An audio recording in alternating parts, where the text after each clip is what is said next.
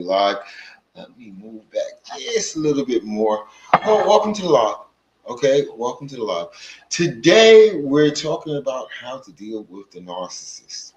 Very, very important that we get this locked in. You know, I mean, if you're aware that you're dealing with a narcissist and you're probably planning your exit plan, and why is my camera so dirty? Ugh. Ooh, ooh, ooh. Ah. Oh wow, this is crazy. It's a dirty camera. And I got nothing to clean it up with right now. Anywho, we're just going to move forward. I'm sorry about the glary look, but got to clean the lens at some point. So I want to thank everybody for joining, whether you're joining on Facebook, whether you're joining on TikTok, whether you're joining on YouTube. But we're definitely going to talk about something that's very, very important. How to deal with a narcissist and basically how to keep your sanity if you haven't found a way to get out yet. Best case scenario is you get out, then you don't have to go through all this stuff. But there is some, I guess, some aftercare would be the right term that you have to use when you're dealing with the narcissist. What it really breaks down to at the end of the day is in, I guess, in the initial stages of breaking free from the narcissist, you seem very, and I'm not pointing fingers, but oftentimes you will feel very confused. Okay. And peace isn't easy to come by in this dynamic. It's not. The narcissist doesn't build their situationships on making sure that your life is peaceful. Thank you guys for joining. Hey, when you come in, can you just do me a favor and just put in where you hail from? Just the two-letter state thing. I just want to know where everybody's coming from. And I've got this going on two different networks, so bear with me if I turn back and forth. I'm paying full attention. Who here feels that they're in a narcissistic dynamic and they're finding it hard to deal with the narcissist every day because the narcissist is triggering you, the narcissist is bringing chaos into your life. Basically, what they do is they just make life miserable, especially when they find out that you know what they are. That just changes the whole playing field. So let me ask, and I'm going to ask this question. I'm going to wait a few minutes. Let me ask, who believes that they're in a narcissistic dynamic, and it's just maddening to be there because you haven't found a way to get out yet. And who wants ways that they can deal with the narcissist? Believe it or not, it's not as hard as you think. It's not, you don't have to do Zen meditation to actually regain some sense of peace. And I know it's hard. You're going through a lot. You just found out, you just come to grips that this person is basically a piece of shit. You come to grips with that, and you're just trying to, for whatever reason, you can't get away right now. You're just trying to keep your sanity. You're just trying to keep it all together. And the narcissist is going out of their way to make sure that doesn't happen. Is anybody dealing with that? I know I said a lot. I usually do say a lot. But yeah. So if you feel that you're walking on eggshells, let me make sure I got the comments up over here on this network. If you feel like you're walking on eggshells, there's a way so that you don't have to walk on eggshells. And it's not as hard as you think. It's really not as hard as you think. And I need some freaking questions here. I really do. I want you guys to comment your questions down below, how you can deal with the narcissist. Okay. Kind of how you can win at their game. A lot of people think it's impossible to win against the narcissist. The narcissists are not the smartest creatures on this planet.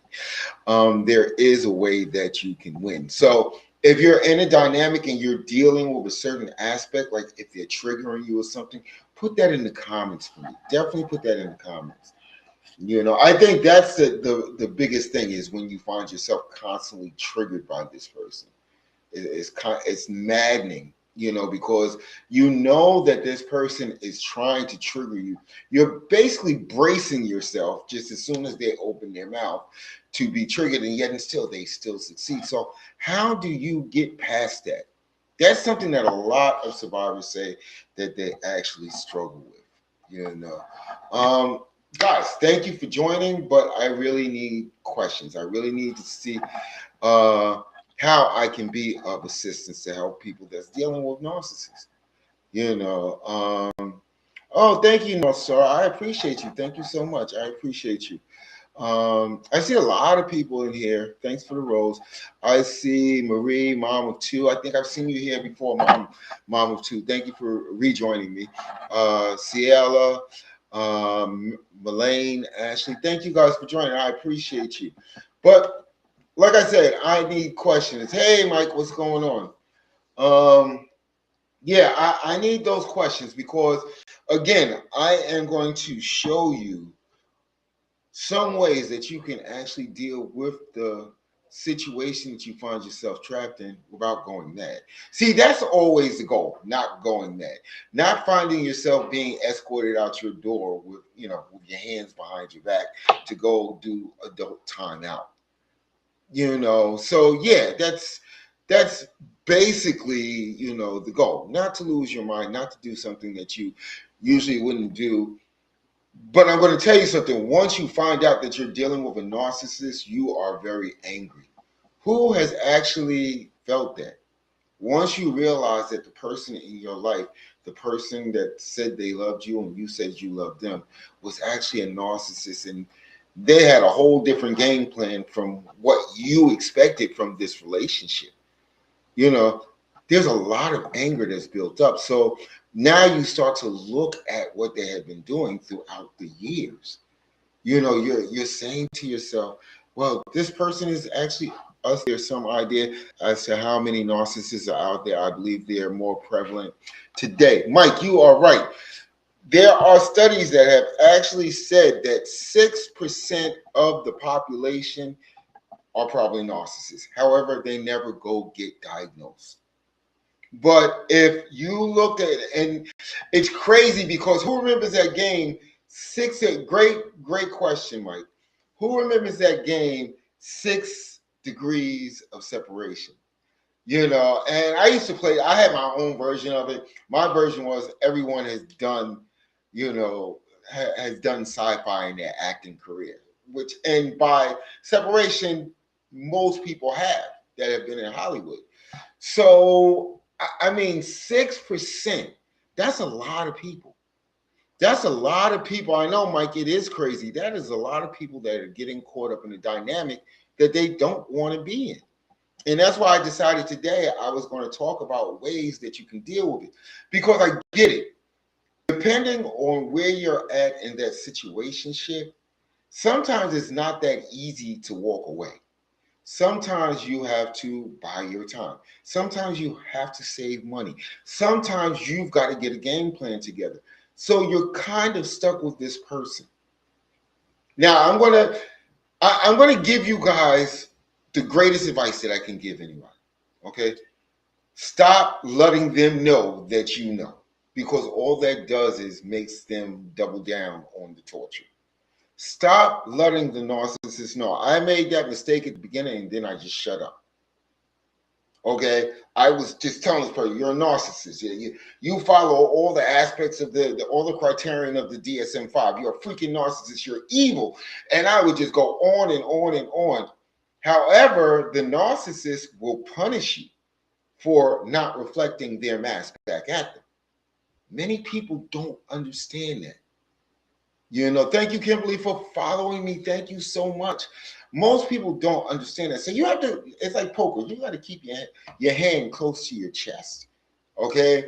So the mistake that I made, which made life super hell before I got out, was I started blasting, you're a narcissist, because you feel hurt. And you want to let that person know that they hurt you. But later on down the line, I realized something very important that many people don't realize. The narcissist isn't hurt. They're never going to be, they know exactly what they're doing. So they feel no reason to feel remorse of what they did to you. Listen, hold on. Mike says I had a type of relationship, and I'm going to get to you on the second question. I had a type of relationship with one, and after I seen through her, it blew my mind. It's scary. It is freaking scary because, and this is what catches people off guard. Once you realize it, once the hope and potential glasses have been ripped off of your head, you're looking, you're like, you have been here the whole, it's like they're your personal demon, okay, or your personal jinn, okay? They are your personal demon. And for me, it was terrifying because I'm saying, all I did was try to love this person, and this person has secretly been trying to destroy me just to make themselves feel like they exist. Can a poor man be a narcissist? Well, let's see. So people look at supply as just a way to get emotional fulfillment. A lot of creators talk about that, and it's true. Narcissists, they regulate their emotions by triggering your emotions. Since they don't reflect, they have no empathy, they have a fractured identity, they really don't have emotions. That's why remorse doesn't figure into it. Once you figure out what they are, 99% of the people say to themselves, especially empaths, they say to themselves, you know what? They can be cured. They can be fixed. The person that I saw in the beginning actually does exist. It doesn't. It doesn't. So when you look at supply, it's not just emotional. Sometimes the narcissist needs a roof over their head. Sometimes you are that person. You have a lot of contacts. You're a businessman. You're a businesswoman. You're a person that makes it happen. That's supply. That is supply to the narcissist. It's not just money. Sometimes the narcissist, they need to seem normal to everybody else. Maybe everybody else is saying, oh, this person is super loose. This person, hey, this person belongs to the block. So maybe they need to get married just so the people looking from the outside in say, oh, that's a regular person. He or she is married. He or she is a family person. So supply is not just, the narcissist looks at people two ways. You're of use or you're not of use. That's it. There's no gray line. The narcissist wears aspects of everyone that they come in contact with that they go out of their way to destroy. Okay, so like I said, let's say you're a successful businessman, you're a mover and a shaker, you're in rooms that people wish they could get into. A narcissist wants to be in your life because that transfers to them. See, your status becomes their status once you get into that situationship. So they're going to wear you essentially, as the people say, like a bear. Okay, you become part of their identity, their fractured identity, because now they can go around and people are looking at them by what you do. Okay, let's say you opened up a popular business in your town and it's doing super well. Okay, the narcissist being your partner gets to live in that. They get to wear that because that's your partner. And as most rational thinking human beings do, when we have a partner, let's be honest here, we want to share our wins. We want to share our successes with that person. That's how relationships work, not with the narcissist. Okay? To give you an example, let's say you marry a narcissist, right? And you're successful, or let's just say in the church or the mosque or the synagogue, you are that person. Okay?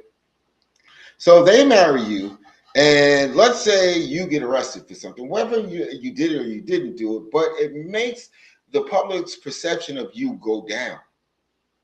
The narcissist is out of there. You no longer serve a purpose. Never think that, hey, listen, I brought you along for this ride. I need your help right now. I need your support. No, they're going to ghost you. They are going to cut ties with you completely. The reason being is you no longer serve a purpose. Everything, and I said this in yesterday's live, every person that the narcissist interacts with, it's a transaction. It's essentially like going to Target, taking something off the shelf, and going through the checkout. Okay, 99% of the time. Thank you so much for the likes. I appreciate that.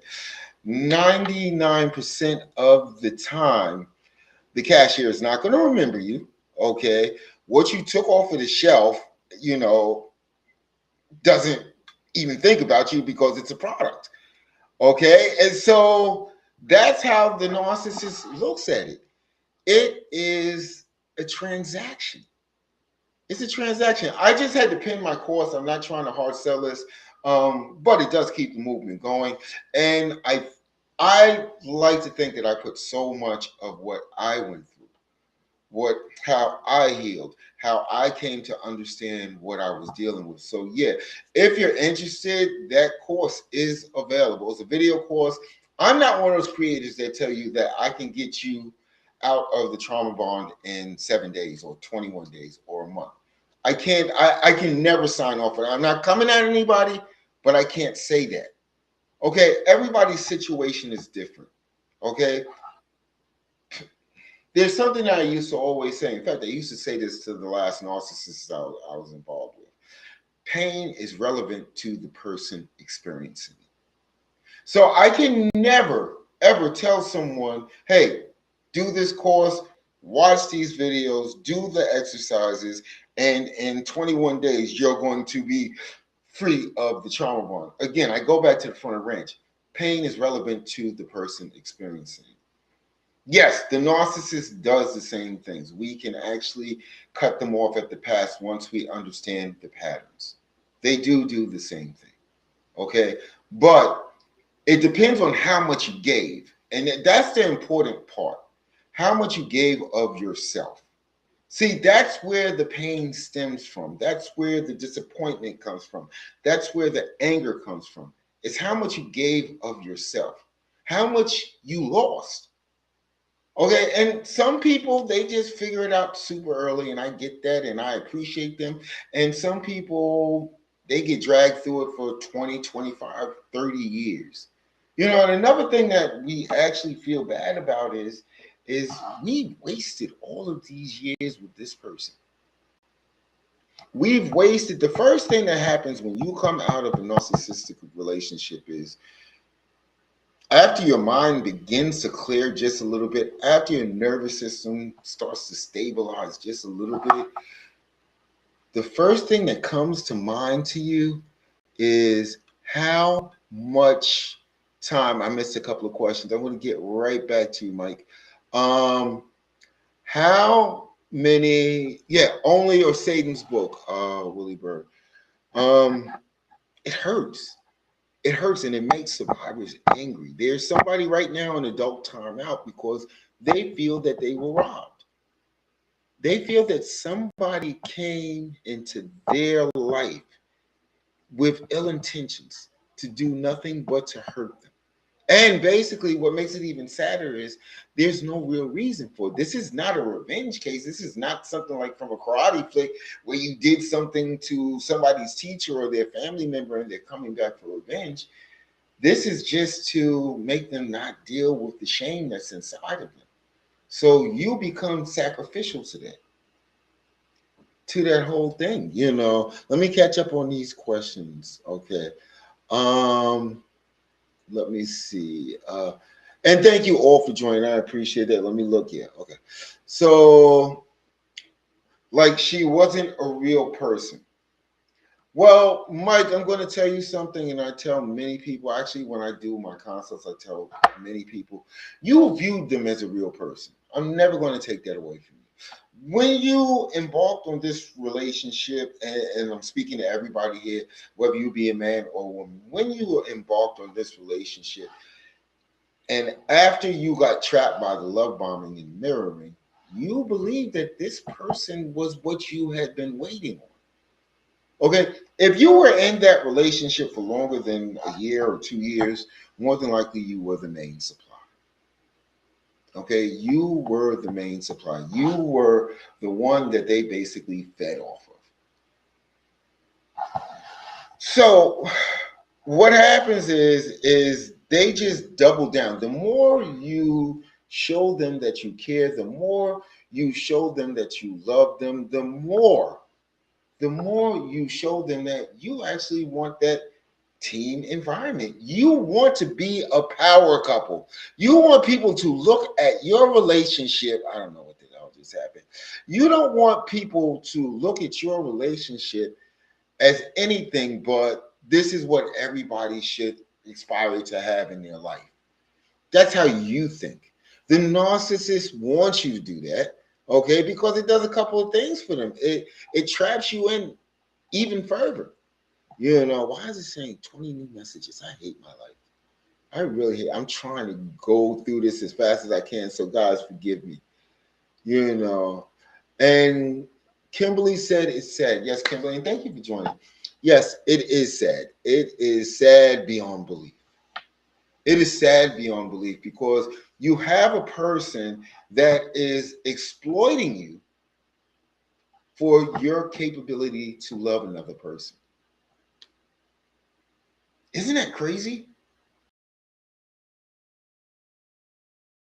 They are exploiting you not because you did anything to hurt them, not because you had some vendetta against them.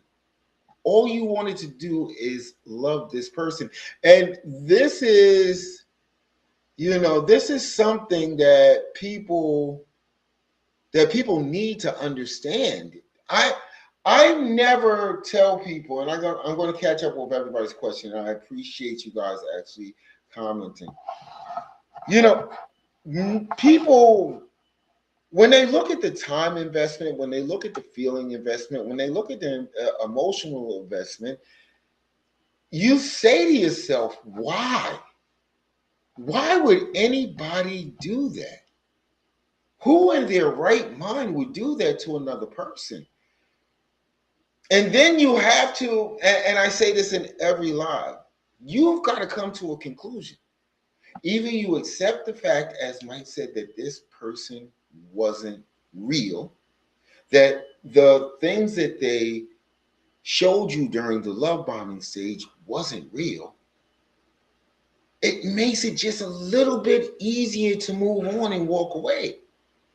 Because many survivors, and Madison, thank you for joining. I'm going to get to your question next. Thank you so much for joining. I appreciate it. And I appreciate those likes. Okay, Madison says, oh my God, please help. My knock is so annoying and disturbing. Well, because you saw through the mask. Like I said earlier on, they're going to double down on the see, you need to be punished. You need to be punished for actually knowing what they are. You need to be punished. And if they haven't groomed that new supply enough where they can be the main supply, because nobody can be you. If they stuck around for a few years, you were the main supply. Okay? Everybody else was just a road trip to admiration or a road trip to being validated. But you, oh my God, they could trigger your emotions. They could make you keep on trying harder. They can make you think that you could fix the relationship. That's why you were the main supply. Okay, so yeah, once you figure out and they don't have their ducks in a row, okay, they're gonna go out of their way to punish you. They're gonna go a couple of ways, and every narcissist does the same thing. So I'm 99.9% right. Okay, the first thing they're gonna do is once they realize that you realize, they're gonna go heavy on the love bombing. Okay, that's their go-to to make you forget, to make you think that there is still hope. Okay, depending on where you are as far as clarity is, that might have stopped working. Now they're going to punish you. Now they're going to devalue you. Now they're going to say like the most craziest, meanest shit you have ever heard. Anything that you shared with them earlier on in the relationship, they're going to throw right back at you like it's a nuclear freaking missile. Okay, so yeah, as far as bro just want money in the end. Okay, I don't understand that, Jay. Maybe you can actually dive deeper into that. I believe they want to, and this is from Kimberly, I believe they want to recreate their childhood environment Chaos is all they know. Well, sometimes, first you have to understand they're not trying to recreate their childhood, okay? Because childhood is where they took on that trauma that created shame in them. They're trying to freaking forget their childhood. They spend most of their waking hours trying to forget their childhood. Okay? Narcissists do the things that they do because they have learned through the years. You're talking about a person that has been practicing this for decades. Okay? Through the years, they have learned that if they lie to people, if they manipulate people, if they lie on people, that makes them feel better because they feel that they're superior to this person. If I can lie, manipulate, and trick this person, then I've got to be superior to them. Okay, so that makes them feel better. Okay, I'm not going to say better in a sense of now they're going to be stable. No, it makes them feel better because it has pushed the shame down. Okay, so that is their goal. It is not to relive their childhood, it's to escape their childhood. Everything that they do is to escape that pain. This is why narcissists do the things that they do. A lot of people don't realize it. Narcissistic personality disorder is one of the few disorders where they're quite aware of what they're doing at all times because they're looking at the return on investment. The return on investment being, okay, and thank you, Lee. Thank you for joining. You are a long time watcher. I like you. Thank you. You know, the return on investment being is I get to push the shame down. See, the narcissist, anybody that understands what Carl Jung was actually saying about the empath, and he didn't call it a narcissist, but the person that abuses the empath. Okay, the empath has come to deal with their shame. Carl Jung called them shadows. I'm not going through a history lesson here, but Carl Jung called them shadows. We all have shadows. We all have something that we have to constantly deal with. I remember there was a book a couple of years ago that like went crazy, insane, doing the shadow work. Okay, this is what we have to do as human beings. It's more or less deep reflection. There's always something in our life. I like to call it choice, but there's always something in our life that actually opens up a fork in the road. And we decide which fork we're going to go down. Ash, thank you for following me. I appreciate you. We decide which fork we are going to go down. And this begins to change your life. Now, a stable individual, this choice has actually altered their identity. Because if it was an important choice, it changes the way you think about things. Okay? The narcissist does not make choices, strangely enough. Okay, because narcissists don't reflect. They don't think what they're doing to their victims is wrong. Okay, because in their mind, in that fractured identity, they feel that they are entitled to do that because they feel, thank you, Stephanie, for following me. I appreciate you. I appreciate you all. Okay, the narcissist feels that they are entitled to do what it is that they're doing. And this just helps them keep that shame down because now I feel powerful. I feel like I am important. Okay. So every time a narcissist hurts somebody, they know that they are hurting that person. There's no way around it. That's why they act and move the way they do. Okay. They're a different person in public. They're always a different person in public, but you get the shit end of the stick when you get home behind closed doors. They know what they're doing. If you ever go to an event with a narcissist and just sit back and watch them, you will literally see how they wear their mask. Go to an important event, go to a black tie affair, go to a fancy restaurant, go on vacation to a resort. Okay? You're going to see that there is a whole different person being portrayed in the public. That's your first clue. Why are you this different person? Why is it so hard to walk away from them? Let me finish this thought, and I'm going to get right to that because I think this is important. Thank you for the question, Julie Jules. Thank you so much for this. So yeah, this is the beginning of you seeing the mask. Now, back to Julie's question. It's a very important question, and it's something that I talk about often. Now, somebody out there is going to take offense to this, but I'm just trying to help. I'm just trying to be of assistance.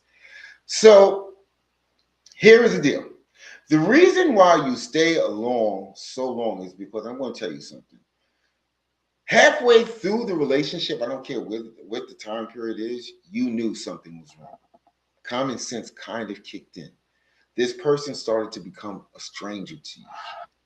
But you, and I'm not laughing about this, but you put on your favorite glasses, hope and potential. You put on the glasses of hope and potential. You hope that they would change. You hope that they would come back. And you have to admit this. This is the only reason. Thank you so much for the likes. This is the only reason people stay, because I'm going to tell you something. If you didn't think this person was your soulmate, you would have exited stage left a long time ago. You would say, this person is unstable. I'm not dealing with this shit. The hell, I'm not dealing with this. Go back to your mama. Go back to your daddy. Get the hell out of my face. Okay? You would do that. Let's be honest here. But the narcissist conditions you in such a way that you believe that you can fix the problem. And 99% of the time, whether you understand the concept of being an empath, and one day I got to get into that, you try harder. As an empath, we are so stupid with this. And I feel I'm an empath, so I'm going to actually put this out there. We think that we can fix every freaking person on this planet. We feel that we can solve everybody's freaking problems. And you know what happens? 99% of the time, we're the ones that get hurt. Renee, thank you for joining, and thank you for your question. Yes, so true. They want what that person portrayed to be. Yeah, well, they wear their victims like a mask. The narcissist will always hide in plain sight. It's up to you as the empath to kind of figure it out. And I can't tell you, yesterday I did a live where I actually went through the DSM-5. And I tell everybody, go ahead online, download it, put it in your pocket, okay? And as you go through life, just read it every once in a while. You'll be surprised. I think Mike asked the question about how many people are actually narcissists. Mental health professionals say 6% of the world's population have narcissistic personality disorder. However, it can't be locked down because narcissists, they never seek treatment. Okay, because again, they feel that they are entitled and they're arrogant, and they feel that what they're doing is not wrong. They feel how they treat people is a-okay, because another thing people don't understand. Thank you, Limit, for joining. Long time, appreciate you. A lot of a thing that many people don't understand about the narcissist is they have this warped mentality. Again, it comes from the shame, the trauma and the shame that they experience at an early age. They think, and honestly, this is the truth. Look it up. Don't take my word for it. Please don't take my word for it. They think that everybody's out to get them. They do. The narcissist thinks everybody's out to get them. It's I think it's criterion number 8. Okay, they are either envious and jealous of everyone, and they also feel that everyone is envious and jealous of them. So what they do is they think by being envious of someone else only means that they're getting ahead of that person because they know that person is envious of them. When we look at the narcissist as a individual, I'm not even going to say human being. As we look at the narcissist as an individual, who here, and I need you guys to be honest, who here actually knows a narcissist after they got out that actually had their shit together? I mean, let's even go with the malignant narcissist. Who knows a narcissist that was just a complete package and had their shit together? mentally, physically, financially, emotionally, that perfect package, that hope and potential that you saw in them. Okay, no, put it in the comments. Does anybody know a narcissist that actually had their shit together? I'm not talking about latching on and going along the ride with your dreams. Thank you, Lemon. Thank you for commenting that. They don't. They don't. They can't. All you hear is victim stories and hero stories. They never, again, you have to be able to go on a business venture, to do something that you have never done before. No, but I got them closer. Okay, I'm not really understanding that, but thank you for your comment. I appreciate you. But yeah, that you'll find that the narcissist will tag along with your momentum. The reason being is they have no momentum of their own. And again, I can speak for just about 99.9% of the people that have been involved with a narcissist. They don't do anything. They can't. They don't want to try because there's this other thing in the DSM-5. They feel entitled. They feel that they should have everything that anybody else has without the effort. Without any effort. Look at the narcissist in your relationship. Did they put in effort for anything? Much less the relationship. Thank you, Constance LaFay. I appreciate you. You're right. D-Law of Absolute Life, another player added to their mask. You're right. You know, so yes, the narcissist, yes, they're always a victim. In the beginning of that relationship, again, 99%, I can put this out there. You probably heard so many victim stories. I'm going to tell you, in the beginning of the relationship, this one's against me. I can never get ahead because of this one. This one, oh my God, you know, I cared about them. My ex did this to me, and oh my God. You know what that does? Again, we go back to the question is, how come I can't leave? Do you know what that does? That makes you feel like they're savior. See, they know what they're doing. They know exactly what they're doing. So yeah, you're going to hear victim stories. Yes. I got to go with that, D-Lo. Hold on one second. I just wanted to get everybody's call. You can't get them closer to anything they're not capable of healing because they can do no wrong. You are correct, Stephanie. Ding, ding, ding. You know, it's funny when you find out you're the crazy ex now. I want to address that. Again, this is why I tell people when I'm in conference calls or console calls, I tell people when they start going down that whole thing about they were replaced, okay, I'm a little bit more gentle because they're actually paying for the service. I'm going to be honest, okay? I'm a little bit more gentle, but essentially I tell them, why do you think that person over there has gotten a brand new person? Why do you think that person has the hope and potential that you thought was going to go into that person? That person is just getting page one of the script. That's all they're getting. They're not getting anything else. They are getting page one of the script. And the script, the narcissist has been doing this their whole freaking life. The script always plays out the same. It's just their need of that person. If that person, okay, serves a actual supreme purpose, like narcissist needs a roof over their head, bow! The love bombing is super hard. But you know what? You experienced the love bombing. Where'd that get you? Think about that. Thank you so much for the likes. Where did the love bombing get you? Where did you find yourself during the love bombing? You found yourself in a batshit situation. And as a minister, I need to stop cursing. But still, it's a batshit. It was a batshit situation. Okay? Something that you had to claw your way out of. How do you think it's going to turn out different for this?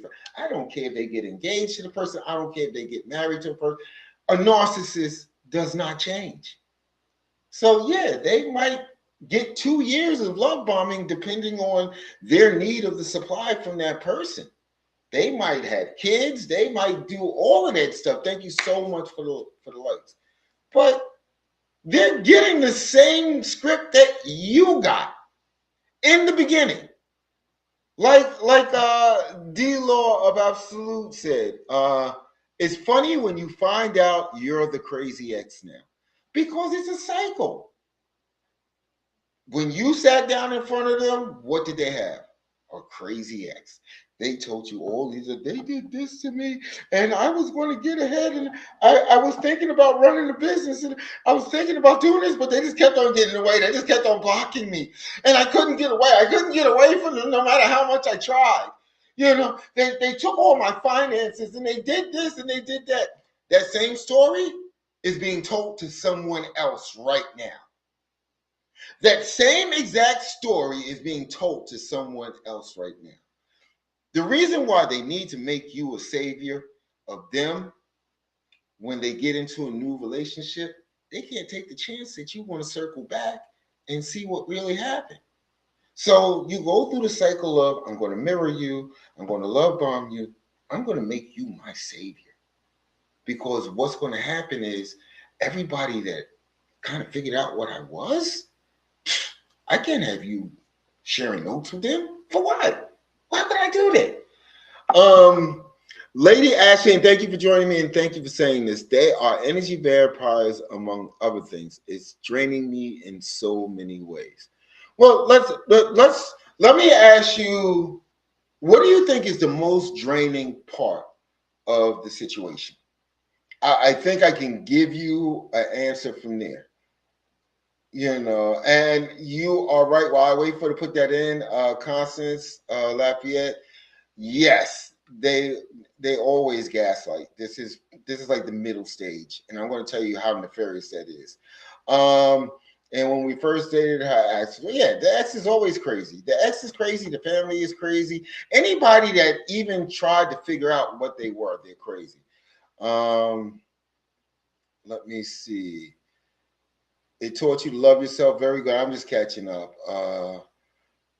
It'll end the same exact way. You are right, Law of Absolute. They will. Everything ends the same way. It is a circle. Right? I like to call it a circle jerk.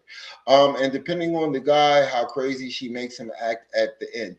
Well, that, my dear, is called reactive abuse. I'm trying to get to these as quickly as possible, so bear with me. Reactive abuse is done on purpose. It's a form of abuse, but it's so covert and it's so nefarious that it's cray-cray. There's the way reactive abuse works, and I didn't know what it was, but we could spend the next 2 days doing a live talking about all the times I was triggered by reactive abuse. In the beginning of that relationship, there was a thing called data mining. They found out as much as they could about you, your fears, your joys, things that made you happy, things that made you sad, the things that actually hurt you. It was important that they found that stuff out from you, okay? Because they know how it's going to end. Believe it or not, there was an expiration date on that relationship when you first started it. You just didn't know it yet, okay? So what they do is they find all this stuff out about you. So, and kind of how they gaslight you and do little things to you, you know, when nobody's around, they kind of keep that like in a little notepad. They keep that in a notepad. And what they do is when you're out in public, when you're out at an event, this usually happens a lot towards the end of the relationship or while they're entertaining a new supply. Because again, that guilt brings shame. They know what they're doing. They got to get rid of the guilt and shame.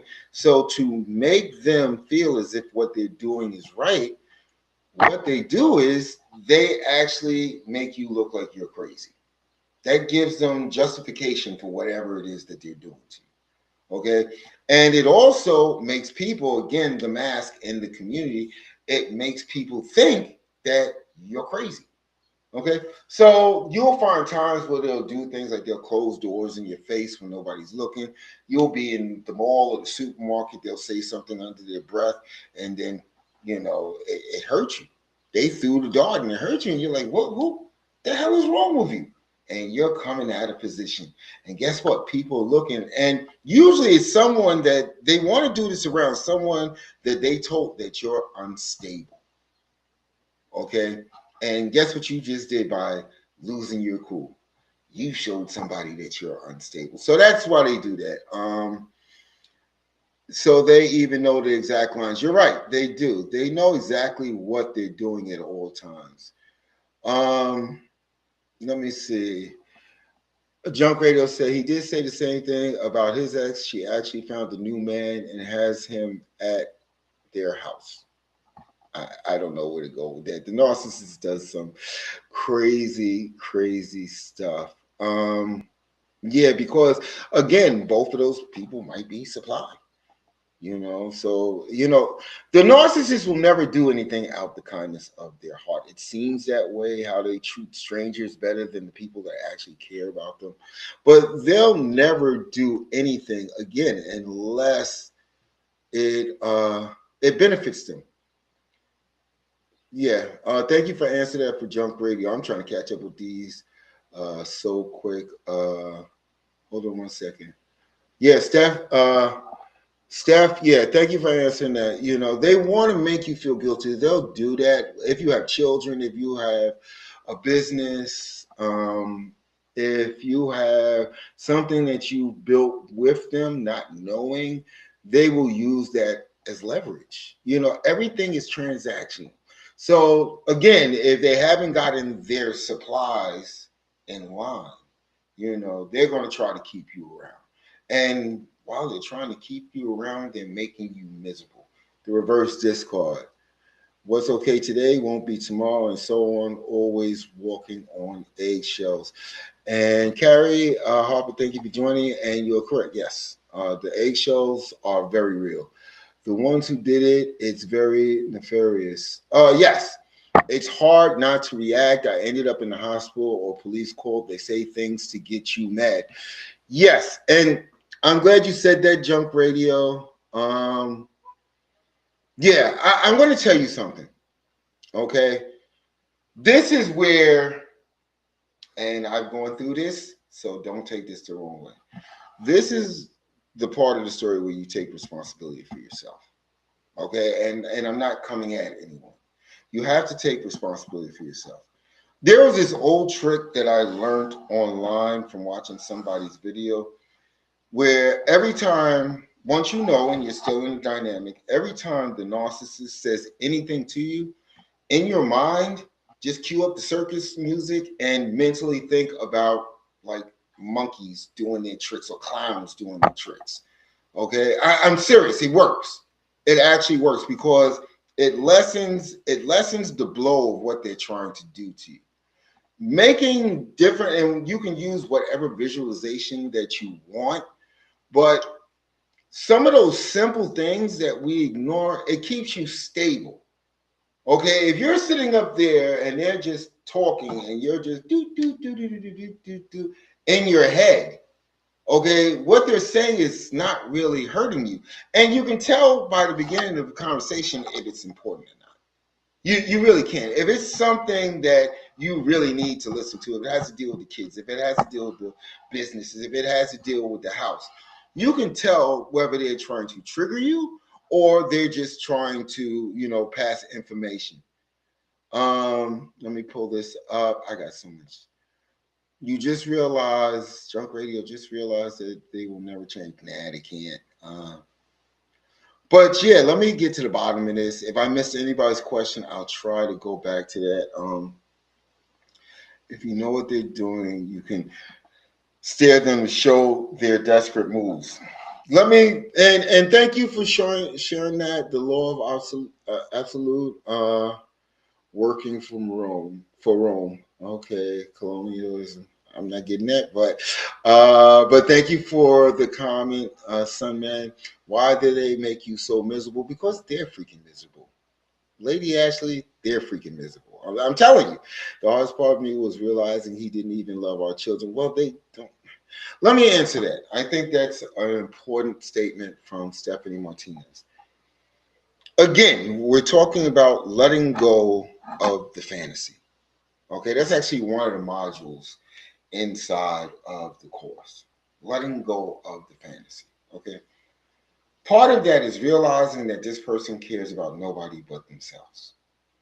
That includes family, that includes children, includes childhood friends, it includes everybody. You're dealing with a person that only cares about their needs. Children, you have to say, if I say I'm abusing myself. Well, no. Sometimes people can't just pick up and leave. Sometimes you can't pick up and leave because I'm going to tell you something. If you can't get your kids out, how do you feel? You know, if you're tied to a six-figure business, what, you're going to leave it to them? And especially since you did most of the work, and that was from the law of absolute one. Yeah, it's not that easy. You know, you would think that it's easy just to leave. In a regular relationship, sometimes it's a lot easier. Okay. And then for some strange reason, you're psychologically waiting for closure. Let's be honest here. You want closure because that's what human beings do. Whether you are the worst, you were the worst person in a relationship or not, because you want to reflect. What can I do better next time? Because at some point, if it's a real relationship, not a narcissistic dynamic, at some point you both actually loved each other. There was a time period where you both loved each other, but for whatever reason, it just didn't work out, and that's cool. But people reflect and people get closure. The bad thing is survivors go to narcissists, another tool to leverage against you. Okay? The things that you do with normal human beings, you cannot do with a narcissist. Closure being one of those things. You keep on reaching out to them. You keep on contacting them. You keep on sending them texts saying, what the F happened? What happened between us? Why? They don't care. Again, fractured identity. Every person is a transaction, basically a construct in their mind, and they have no empathy. So why do you think closure is coming at any point? Again, we have to let go of these ghosts. I can't tell you anything better than that. If I can, I'm going to tell you something. You know, let me get through these questions. And I'm sorry if I missed anybody. The law of absolute one. Nah, I caught her cheating with a receipt. So what? So what? So let me ask you a question. Let me ask you a question. So, do you think the act of intimacy is anything to the freaking the way you look at it? You know, having infidelity in a relationship, do you think they have any guilt about it? It is literally a transaction. That person, whoever, it might have been their coworker, it might have been the person at the Chili's, it might be the person that gave her a ticket to the movie theater or him a ticket to the movie theater. Okay? They're going to cheat because it's not cheating the way you look at it. They do that to get what? To get supply, to get admiration, to get feelings that they are superior, to get the feelings that they are admired, to get validation. They don't care. Again, another ghost that we hold on to. Why would they cheat on me? I gave them everything. Why were they playing in my face? When was the last time that you asked the cat why it scratched the sofa? It's what they do. When was the last time you were at a barbecue and you looked at a mosquito on your arm and had a conversation and said, why are you doing that to me? You're taking my blood and there's a good chance you're going to infect me with something. Why are you doing that to me? I've done nothing to you. The mosquito is going to ignore you until you swat it. Okay? This is how you have to begin to look at the narcissist. This is what they do. This is what they have considered life on their craziness as how life is supposed to be. Because again, we get back to the point. Can't let that shame. You know the easiest way to get back at a narcissist? Do you want to know the easiest way to make them lose it? To make them understand that you know what the hell they are?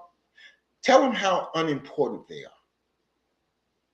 That will give the narcissist. Now, I'm going to tell you, depending on the relationship, depending on the dynamic, depending on what you got to deal with after, oh, they're going to go crazy. Tell a narcissist, hey, listen, boo-boo, I don't know what you're talking about, but I'm doing something. What you're talking about is really not that important right now. They will freaking lose it. They will try to draw you into conversations. They'll huff and puff. They'll start yelling. They'll start throwing stuff because you've given them a narcissistic injury by telling them that they are not as superior and as important that they think they are in their mind. Thank you so much for the follow. I appreciate you. DJ Echo Outdoors. DD Echoes Outdoors. Thank you so much. I appreciate the follow. I appreciate the likes. And Lemon, you're right. They will lose it. You know, so that's one of the things that you can do. I mean, I did that at one point just to test the waters because I had tried that with my mom, but she just laughed. Well, sometimes that's how they deal with it. You know, before we go and let me, and thank you, Dennis, for following me. I appreciate that. Let me tell you guys something, okay? Before we go around and we start saying this person's a narcissist, this person's a narcissist, let's just clear one thing up, okay? There is a literal worksheet, okay? In fact, on the portal to Church of Real Talk, there's actually something called the Narcissist Radar Test, okay? So what it does is it looks at the DSM-5, okay? And there are 9 things that if you're sitting in front of a psychiatrist or a psychologist, they're going to explore those things that they call criterion. Okay, so there's 9 criterion where the narcissist, to be diagnosed with NPD, they just need to meet 5 of those 9. I've been super lucky in my life. I think I hit one that had 6, one that I think, yeah, had 6. The last one had all freaking 9. Okay, the DSM-5 will give you groundwork. Again, you're not a mental health professional, but if you're checking off 5 of those things: a lack of empathy, a lack of superiority, a lack of being arrogant and haughty. I mean, they're always arrogant and haughty, feeling that they're entitled. If you're going down the list and the person in front of you, you're just like, check. Oh shit, you done hit all 9. Well, there's a good chance that without a psychiatrist being there in the room with you, you can, and especially if you feel confused about the relationship, that is the sign right there. No one should be in a long-term relationship. Let me say this again, because somebody needs to hear this. Nobody should be in a long-term relationship where they feel confused. There's no reason for it. Either you're in a relationship or you're not. There should be no room for confusion. Oh, yeah, you might disagree on some stuff, but you shouldn't be sitting up in bed saying, why are they treating me this way? Why am I getting the silent treatment? Why do they disappear for hours at a time? What's going on? Your relationship should not be based on that. Hey, Vicky, thank you for joining. You know, and if I miss anybody, I'm just running my mouth, so I'm sorry. But May, thank you for joining. But yeah, you know, if somebody can tell me where you should feel in a loving and fulfilling relationship, like you're walking on eggshells, that you are confused, or much less you are scared of this person because you don't know what outburst is going to happen next. Is that really a real relationship? Let's discuss that. What kind of trauma bond exit protocol are you talking about? Well, the trauma bond exit protocol is actually a course. It's and thank you for asking that. You helped me because I was never going to talk about it, but thank you. The trauma bond exit protocol is where I created 7 videos that kind of explained how I got out of it. Okay, it has exercises built in and you do it at your own pace. You know, it has things like letting go of the fantasy, which I talk about a lot. It's actually, the video is called Fantasy versus Reality. Okay, it's got, and it's on TikTok. I can only talk about it when I'm on live because they throttle back anything when I just talk about it in a post. But it's got the thing about withdrawal, because that's what survivors go through. They go through withdrawal. It's like the person that goes to the corner bodega, you know, the guy that sits outside and you give him money and he gives you something. That's the withdrawal that you go through, sometimes even worse, with a trauma bond.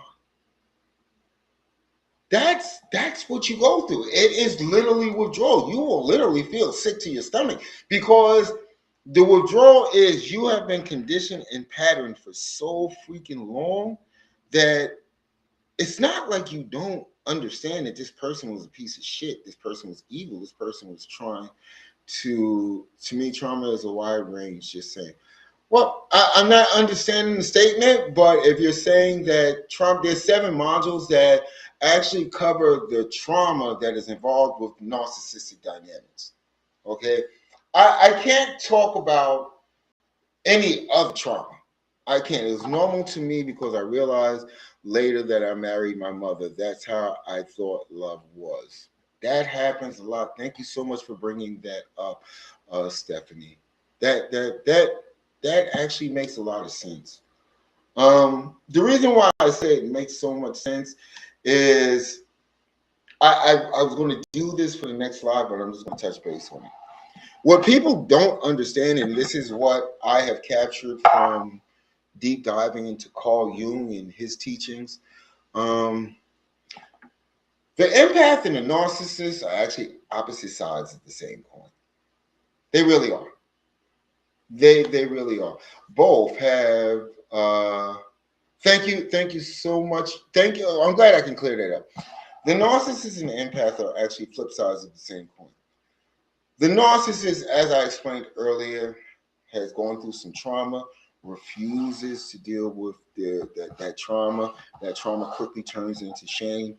And they feel now entitled, again, one of the criterion in DSM-5, they feel entitled to hurt people. That's what they do. The empath, on the other hand, has experienced trauma at a young age. However, the signs of an empath, and I talked about this earlier, they don't want to allow anyone else to feel the hurt that they experience. See, that's the difference between the narcissist and the empath. Okay? They don't, thank you for the gift. I appreciate you. The narcissist doesn't want to deal with that shame, doesn't want to deal with that shadow. The empath has kind of dealt with their shadow, and they've decided, I don't want anybody to feel as how I feel. I think that's part of the reason why I do this. I was hurt by this person, and I don't want anybody else to feel hurt. That's the empath in me. Empaths, they over-explain. Narcissists love that. Okay? Empaths, they overextend themselves. The narcissist loves that. Empaths have hope in humanity. In humanity. Narcissists love that. Think about it.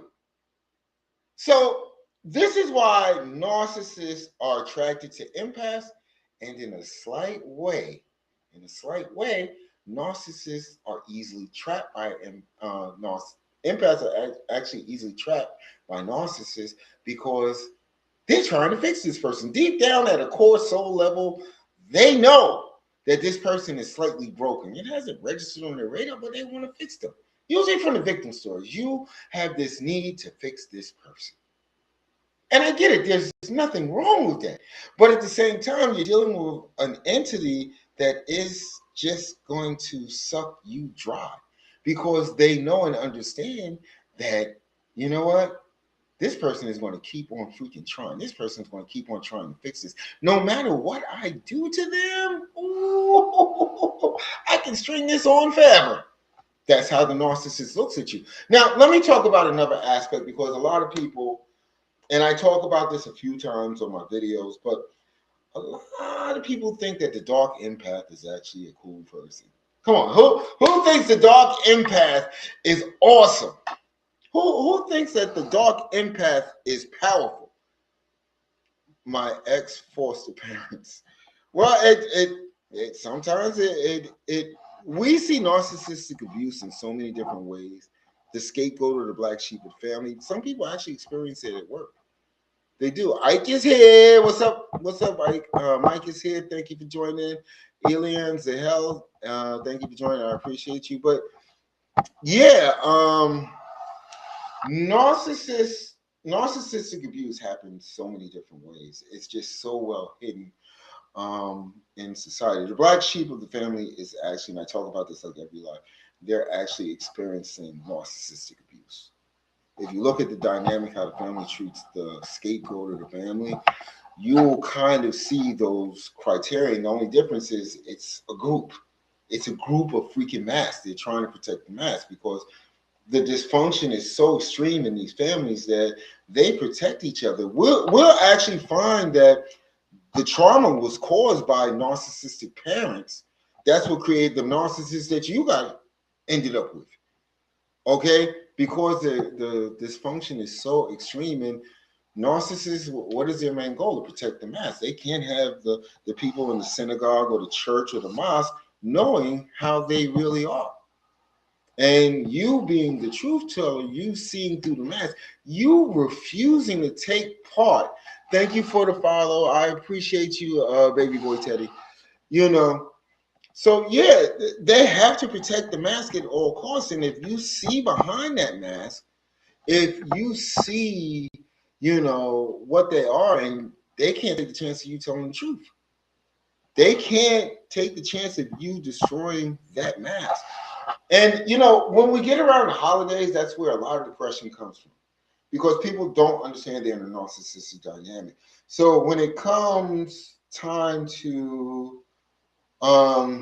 like Thanksgiving, the holidays, you know, Easter, you know, and usually families have these big, huge dinners.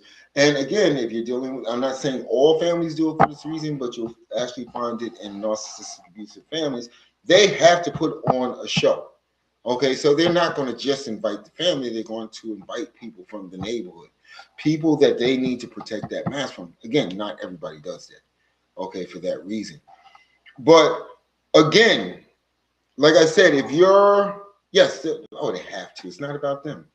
Thank you, Stephanie, for saying that. But yeah, so if you find yourself in a position like you get the phone call or something, you bump into a family member in the street and you say, hey, you come to Thanksgiving dinner, and your stomach just freaking drops.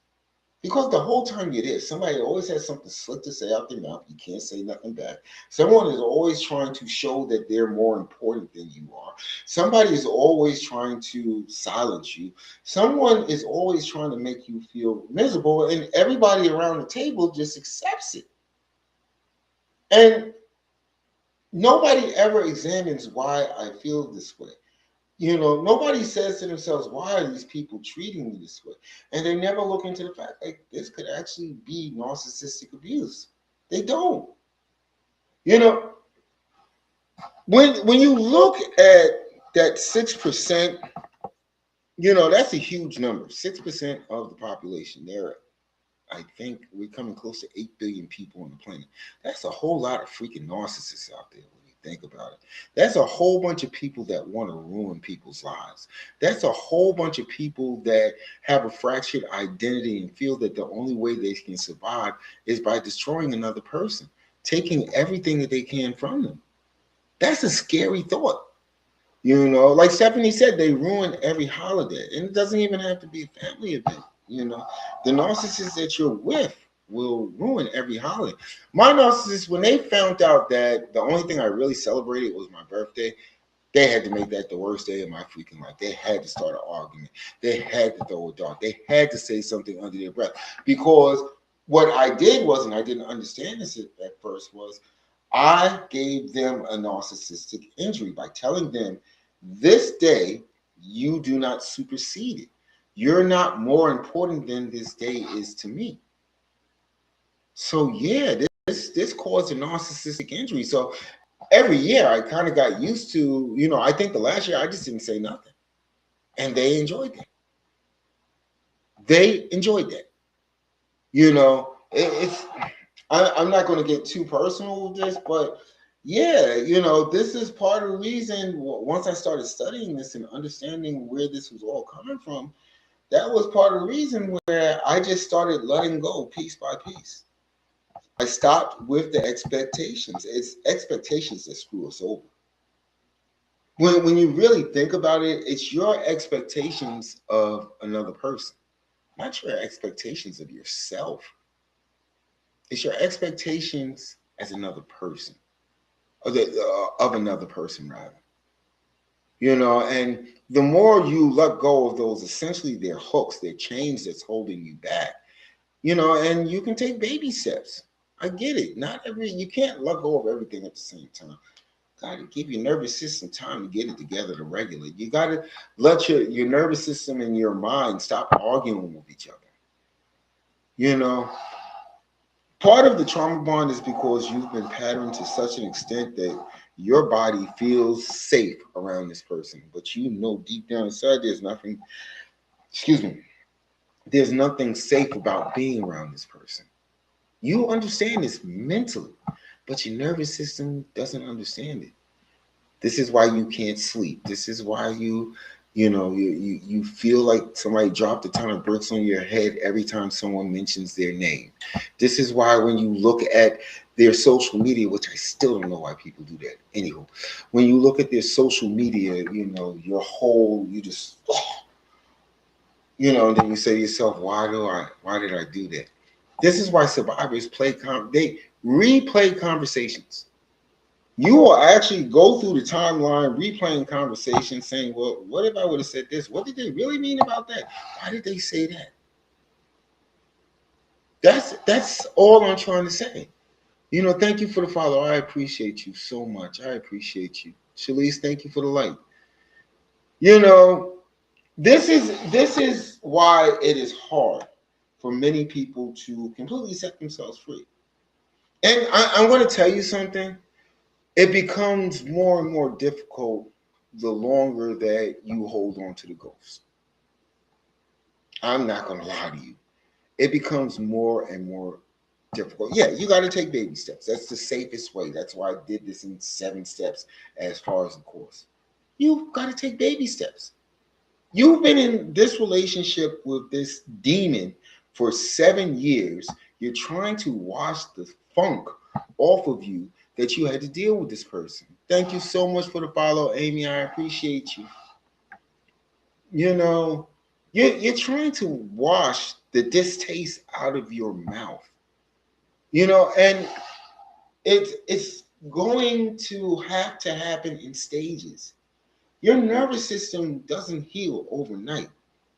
It doesn't. Because you got patterned more than one night. The love bombing, the mirroring, the patterns, the extreme highs, the extreme lows, that took place over time. And your body got used to it. You walk on eggshells. You walk on eggshells. Do you know why you do that? Because you're waiting for the next dopamine rush. You're waiting for the next high. You're waiting for that moment that person actually becomes normal to you again. When that person seems like they actually care about you again. And like I said, narcissism or narcissistic personality disorder is not one of those disorders where they have no clue what they're doing. They don't have a little voice speaking to them in their head. They don't change into a whole different personality. That is them at their core. What you see is what you get at their core. So they know what they're doing with the intermittent reinforcement. They have been doing this for decades. They know exactly what they're doing. They know when to love bomb you and then they stop. Then here comes the silent treatment. And then here comes the devaluation. And here comes you can't do anything right. And then, they isolate you. And then just when you're at your wit's end, here they come back. Oh my God. I don't know what happened. What was we even arguing about? Oh, how come you wasn't speaking to me? Now they try to project what they did to you. You start to think it was your fault. You start apologizing. You start feeling that you are at fault, but you're not. And this is how they trap you. Let me just get this. So true, I would rarely think there's the man that I love. Yes, that's what we do. As empaths, that's what we do. We have been conditioned to wait. We are sitting in that home, in that domicile, waiting for a person to come back that's still walking around the house. We are waiting for this person to reappear. We're calling up psychics. We're calling up everybody. Like, can you help me through this? I just need this person to speak to me. I need this person to treat me like a human being. That's all I'm asking for. It's not much. Because as empaths, we overgive, we overextend ourselves. Again, just to let you know why they know what they're doing and how they patterned you into this cycle. Like I said, any other relationship, you would have left. You wouldn't be on this live. You wouldn't be trying to talk to anybody. You would be calling up your people saying, yo, this shit ain't working. I don't know what's wrong with this person, but this is not working. I can't do this anymore. You would, wouldn't you? But for some strange reason, you can't set yourself free from this person. They know exactly what they're doing. Never be fooled. Never think that you're different than their ex was. Their ex went through the same bullshit. Their ex went through the same. Thank you, Brooks' mom. Thank you for following me. I appreciate you. Their ex went through the same exact thing. The person that they replace you with is going through the same exact thing. They are being patterned. How would or can one use this protocol on a parent, family members, or is focused on lovers? No. Narcissistic abuse is narcissistic abuse. It is. Think about it for a second. We have been taught our whole life that family is everything. In school, as we're growing up, and this is why it hurts so much. You're talking to your friends in school, and yeah, they got a little dysfunction in the family, but they love their mom, they love their dad, they love their cousins, their sisters, they love everybody. But for some strange reason, you feel like something is off. Again, how I started this. You shouldn't feel like something is off or feel confused in a dynamic where there should be nothing but love. Yeah, as kids, we do some really messed up stuff because we think we know everything. But you should always be dealt with love being the end result. I like to think that, when I spent time with my grandparents, my mother's still alive, but my grandparents are the people that I attach to because I feel that was where my trauma came from, was from my mother. I know, TMI. But yeah, that's where I feel my trauma came from. But my grandparents, everything was done with, no matter what I did, I could have literally set the house on fire. I would be, treated with love. I'd be punished, but it was always to make me understand. Again, love. In school, elders in church, everywhere teaches us to honor parents and partners. Yes. So anytime, okay, let me give you a rule of thumb that I figured out a couple of weeks ago. Anytime that power or control can be held over another person, you will find narcissistic abuse. So that means work, that means family, that means anybody. Okay? School, your professors, your teachers, it doesn't matter. The PTA meeting. If there is a way that one person can find a way to take control over another person, that is the prime breeding grounds for narcissistic abuse. So yeah, the protocol helps everything. It goes over the same things. It goes over understanding. It goes over, the how you got addicted. It goes over the withdrawal. It doesn't really change. Narcissism is narcissism. There's different flavors of it, but it's the same thing. They do the same shit over and over again. So yeah, your parents can be narcissists. Yes, that's almost everywhere. That angel, that is the scary part about it. It is almost everywhere, and this is why it slides right under the radar. This is why we call these people toxic and they don't know what they're doing or they wasn't raised right. No, they know exactly what they're doing.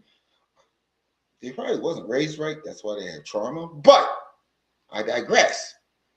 And they're not toxic because in their mind, they believe what they're doing is right. Never lose focus of this. Whether it's your parents, whether it's the person you sleep with, whether it's your co-workers, whether it's your boss, they know exactly at all times who is seeing reactive abuse at the workplace or has experienced it. I know I have, and I'm talking about 20 years back, because my manager was actually a narcissist in hindsight after I learned about this stuff. Who has experienced being being the victim of reactive abuse? If you don't know that, somebody actually says or does something to you that is going to trigger you to have an emotional outburst. Angel says, I can definitely grow with this. Do you personally offer the help? I actually, and thank you for asking, I actually do one-on-one Zoom consults. I think sometimes, and when I was coming through it, the reason why I offer is because when I was coming through it, it's kind of hard because, again, if you ever question that you need to see a mental health professional, I'm going to tell you go. Okay, if the thought even pops up on the side of your head, go. Okay, but sometimes I find that sometimes people just want to speak to someone that understands it, that has actually gone through it. Okay. Once I got clarity about what narcissistic abuse was, I spent a lot of time like Yoda, just like sitting up there in the lotus position, thinking about all the times throughout my life that I had ran narcissists. And I was surprised. I was really surprised. So I've dealt with narcissism in the workplace. I've dealt with being the black sheep of the family. I'm still a black sheep of the family. I really am, because of the way that I'm built. Um, I've dealt with 3 narcissistic relationships. It's actually the last one that made me say, there's something wrong here, and I really need to figure out what the hell it is. And for some strange reason, when the last person decided that they were going to put me in the Big Ike is on board, thank you. They're going to put me in the isolation booth, and they were going to isolate me and everything else. They don't realize they actually gave me time to actually do that research. I think the isolation lasted for about 2 months, where they didn't speak to me except when it was actually necessary or they needed something from me. So that isolation, it lasted for about 2 months, the silent treatment, the isolation. I'm sleeping in bed next to them. There's no intimacy, nothing, and I used that time to my advantage, and I learned what was happening in my life. So yeah, since I've actually crossed the Rubicon over all 3, understand it can't be triggered, can't be drawn back in. To tell you how much that narcissists actually seek out empaths. Oh yeah, Stephanie, you so right. I still got receipts. Okay. If I ever find myself in a situation where somebody is saying that I'm lying, or somebody is saying, I'm spreading the truth, I've got freaking receipts, and they sit on the cloud. So even if someone decided to take my phone, it doesn't matter. Okay. I've got receipts on everything. If you want to go into a legal room and say that I did something, you better think about it.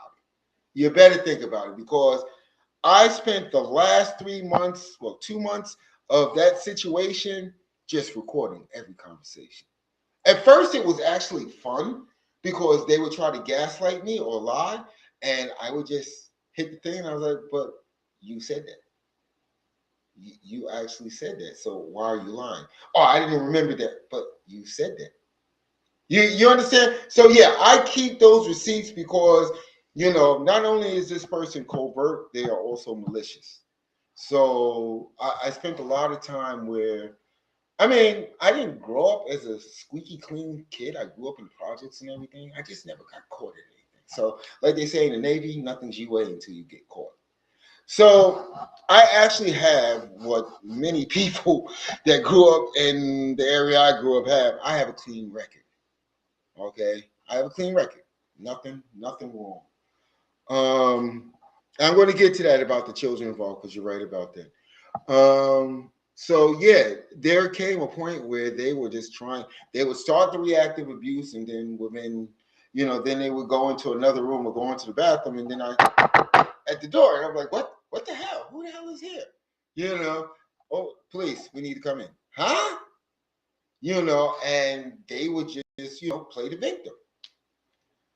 I actually have a recording because I could see they were trying to lead up to reactive abuse. I actually have a recording where they actually said, who do you think they will believe? You or a female sitting here crying? I didn't say anything. I didn't say I recorded it, nothing. So the next time that they did that, I just sat there. I looked at the officers and I was like, you do know that she weaponizes the police. You do know that's what she does. Okay, and I actually have a recording. Do you want to hear it? All of a sudden, I don't want to talk about this anymore. I don't want to, and I had to tell the officers, I was like, am I in trouble for anything? It was like, no. Can I go back to sleep? They was like, go ahead. And they left. So, I keep those receipts. I keep those receipts because I'm not going to let I think she's managed to do this with every ex of hers. She has found a way to install reactive abuse into the situation and then call the police. So I think I don't know them all personally, but just from the victim stories, I would assume that's what they did. So yeah, I keep receipts. I tell people when I'm in Zoom calls, I say, hey, listen, the app is free. And if you got a Pixel, it goes up to the cloud automatically. So yeah, the app is free. And again, if you feel confused, if you feel someone is lying to you, if you feel someone is trying to switch your reality that says that they love you, they should have no problem with you recording conversations. They should. They should understand, hey, listen, I feel a little bit off balance. I just want to make sure everything is on point. Maybe I need help. Maybe I am imagining this stuff like you said. So that's why I record it. They shouldn't have a problem with that. Imam, thank you so much for the likes. The messed up part is they never get help and only get more sneaky over time. They don't want to get help. Getting help is essentially them who are entitled, who are superior, who also are very arrogant. That is them admitting to themselves that they have a problem. Who knows a narcissist that is ever going to admit that they are the problem? Let's put it in chat, because I don't know. I don't know. I can't think of any narcissist, and they never truly go away. Well, Stephanie, you're talking about the Hoover. And this is why, again, and I've actually spoken about this during consults. You do know that the narcissist thinks that you're their pet, right?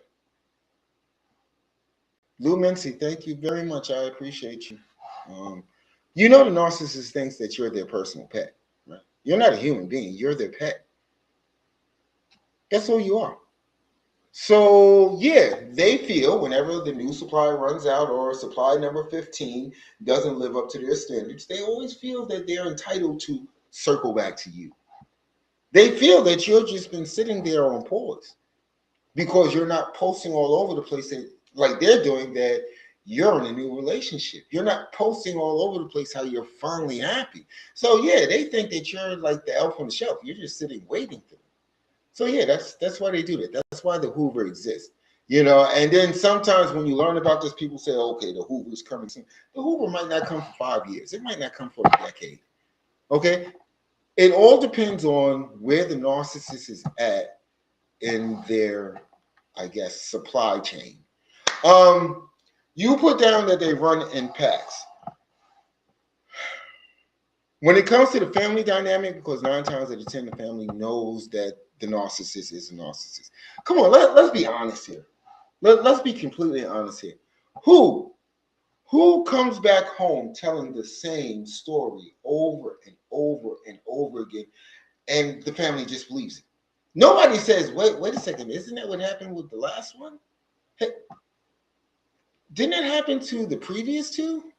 And you have to remember the narcissist in the beginning, okay, because they needed to wear you like a bear.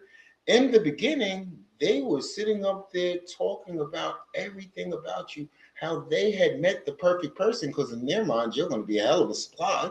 So they're telling everybody how great you are. They're trying to introduce you to family and friends and everything else. They're trying to do that. Okay, you're the best thing since fucking raisin bread. I gotta stop cursing. You're the best thing since raisin bread. So they're telling everybody 3 years, 4 years, 5 years, 10 years. It's over. They're back home. They're telling these same people the same story that they've been telling after every relationship. The reason why they believe it is because they want to believe it. Because not only is the narcissist protecting their mask, the family's protecting their mask too. Because 9 times out of 10, it's a family dynamic that created the narcissist. So they know what they did wrong. They know this person is a broken toy. They know this. So they're going to side with the narcissist, no matter how batshit stupid it sounds what they're saying. I gotta stop cursing. But yeah, so now when it comes to the flying monkeys, their friends and stuff, let me tell you a secret. The narcissist sees everybody as a transaction. Some people they manipulate into actually being a flying monkey. Some people they actually do the transaction thing. So this person wants something. In order for them to think that they are actually doing the right thing by helping me, I'll give that person what they want. We can look at this at every level. So yes, at the end of the day, it comes down to two things: supply and protecting the mass. That's all it is. Yep, I have noticed this exactly. The knocks and the enablers. It is a sick dynamic. It is, and it always will be. And this is why I get on just about every day and talk about it. Because people really need to understand how deep this rabbit hole goes. There is somebody right now that they're watching this live, and the only because I know that uh, they'll give you like a synopsis of what I'm talking about. There's somebody in this live right now, and I'm not pointing fingers, I'm not trying to shame anybody, but there's somebody right now that feels that they're in a confusing relationship. And they probably gone online and they, looked a little at narcissistic abuse, maybe saw a creator, talking about it, and that's why they're here. And I get it. There's nothing wrong. I did it. I did it in the beginning. I was confused. I was like, why doesn't this person love me? What else can I do for this person to show them that I love them? It was nothing that you ever did. That's the hard thing for many people to realize. Because as survivors, we spend so much time after, and this is why we go back. We spend so much time after the relationship. Thank you for following me, Blake. I appreciate you. After the relationship, we spend so much time doing what? Trying to make excuses for them and blaming ourselves. We blame ourselves as if we did anything wrong.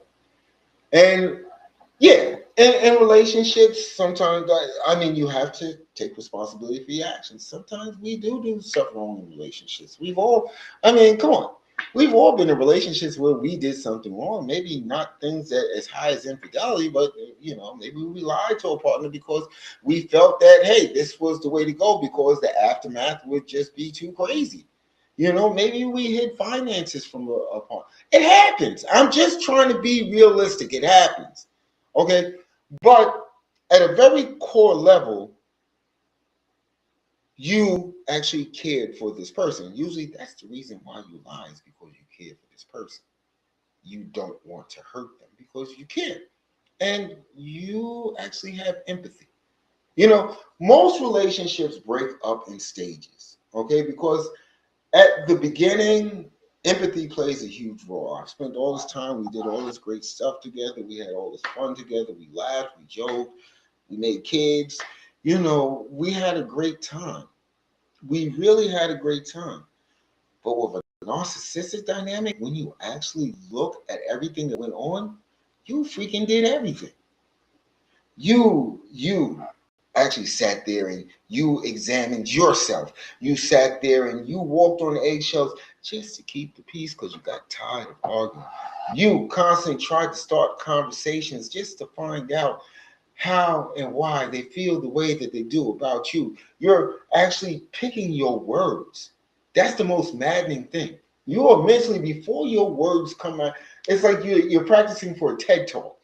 Before the words come out of your mouth, you're actually trying to pick the right exact words because you don't want to trigger this person. I blame myself for a bit when I told her I didn't get along with nobody until I saw the knocking. Well, they're always going to tell you something. That's the whole gaslighting thing. My narcissism shit. As far as I knew, everybody knew about relationships. My relationship better than I did. I was told so many times, this is normal. Everybody does this. I was just talking to somebody about this, and they said that you're crazy. A, you don't even talk to me about this relationship. And B, why are you discussing our relationship with somebody else that I don't even know? And who the hell are you talking to? Oh, that doesn't matter. Come on. Let's be realistic here. So, yeah. Well, you know what, Stephanie? I'm going to tell you why. And this is another thing that survivors take a long time to let go of. This is not a separate entity. Okay, they're part of this. They're like a virus. Okay, and I'm not trying to just say virus. They are like a virus. They follow the same life cycle through their whole life. Okay, all of the things that we go through as survivors, we can actually sit down with another survivor, and the only thing that changes is the face and the location. That's it. That's it. Well, you can't think too deeply into it because that really is all that changes is the faces and the locations.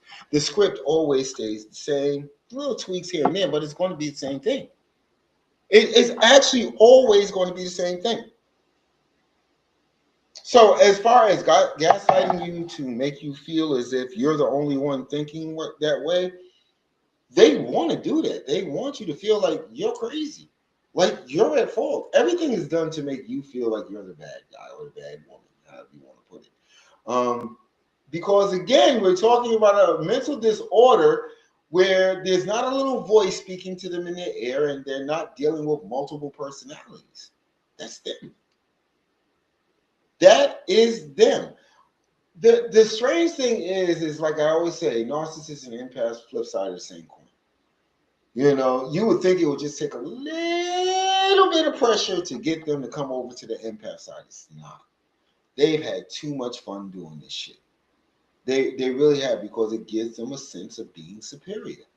To make someone feel like, to make somebody say to themselves, oh my God, I love my partner. And their partner is saying to themselves, you are so freaking stupid. Don't you see what I'm doing to you? Do you have no common sense? That's what goes through their heads. When you tell a narcissist to show by your actions that you actually love them, to them, you're stupid. Because they're saying to themselves, I don't love you.